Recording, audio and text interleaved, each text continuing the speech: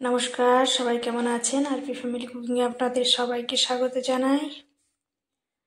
কড়াইতে তেল গরম হতে দিয়ে দিয়েছি। এখন চারা পোনাগুলো ভেজে নেব। আজকে চারা পোনা দিয়ে ফুলকপি রান্না করব। আপনারা প্রথম থেকে শেষ অবধি ভিডিওটা দেখতে থাকুন। আশা করছি ভিডিওটা ভালো লাগবে আপনাদের। শীতকালে এই প্রথম চারা পোনা রান্না করছি। শীতকালে পোনা মাছ খেতে খুবই ভালো লাগে, তারপর আবার যদি শীতের ফুলকপি হয়।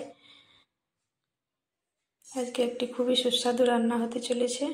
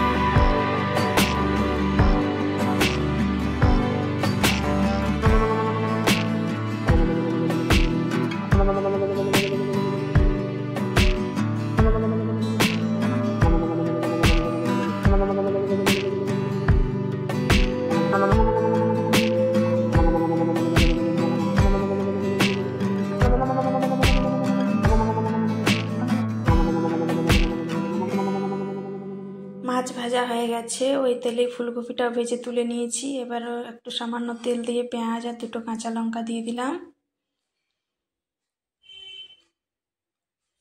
এবার এখানে দিয়ে দেবো আমি টমেটো আর পেঁয়াজ ভালো করে এখানে আমি ভেজে নেব।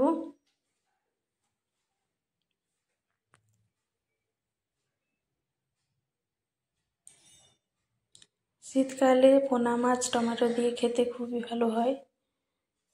এটাতে বেশি কোনো মশলা দেব না, শুধু সামান্য একটু আদা বাটা, জিরে গুঁড়ো, ধনে গুঁড়ো দিয়ে রান্নাটি করব। আপনারাও এইভাবে রান্না করে খেয়ে দেখবেন, খেতে খুবই ভালো লাগে। শীতের টাটকা ফুলকপি, তার সঙ্গে পোনা মাছ।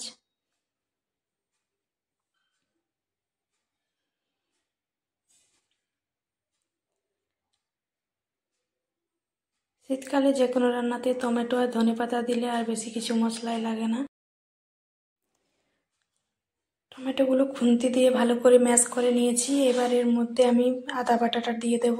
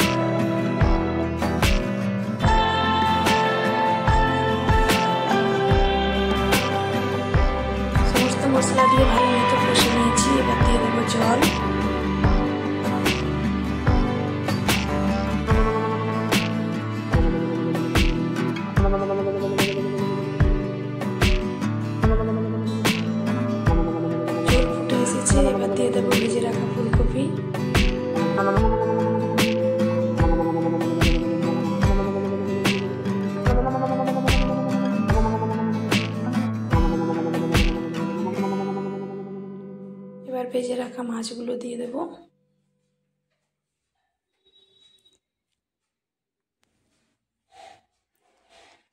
ভাজা মাছগুলো দিয়ে দিলাম। এবার উপর দিয়ে একটু ধনেপাতা ছড়িয়ে নামিয়ে নেব।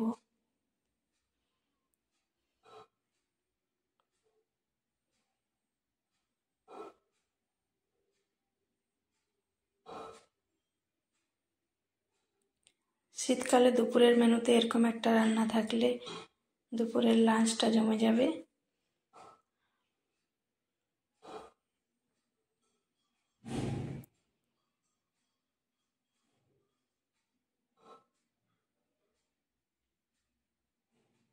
এই রান্নাটাতে টমেটোর পরিমাণটা একটু বেশি দিতে হবে, তাহলে খেতে খুবই ভালো লাগে। মাছের সাথে ফুলকপি ভালো মতো ফুটিয়ে নিয়েছি, এবার ধনেপাতা দিয়ে নামিয়ে নেব।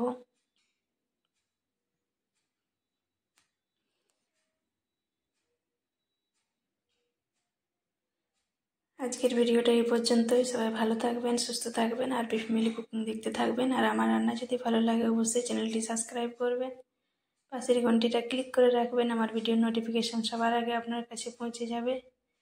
সবাই সুস্থ থাকুন, সাবধানে থাকুন। দেখা হচ্ছে পরের দিন নতুন কোনো একটা রেসিপি নিয়ে।